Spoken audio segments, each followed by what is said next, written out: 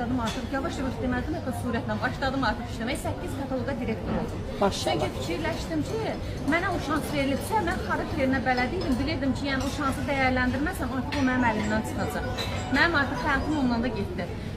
Və nə olsun ki, müəlliməyəm. Mən amma düşünürdüm ki, mənim üçün Pabilik bir xilas yoludur. Həmişə Allahdan möcüzə istəmişəm.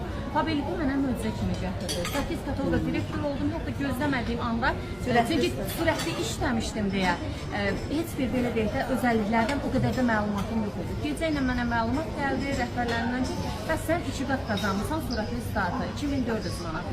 Həmən kataloqda 2892 manat idi, səhv eləmirəmsə, pul aldım. Evdar bir qadın, 2400 premiya, 500-ə yaxın maaş. Yəni, biz əslində təbii ki, dolana da bilirik, təbii ki, heç kəs bu dünyada belə deyim də kimlərsə asılı qalmaq üçün nəsə bir şey eləmir, yəni yaşaya bilirik şükürlər olsun. Amma yaxşı yaşamaq üçün, yaxşı güzaran, yaxşı həyat görmək üçün, uşaqlarımızın arzularını gerçəyə çevirmək üçün məncə Pabiliki seçməyə dəyər.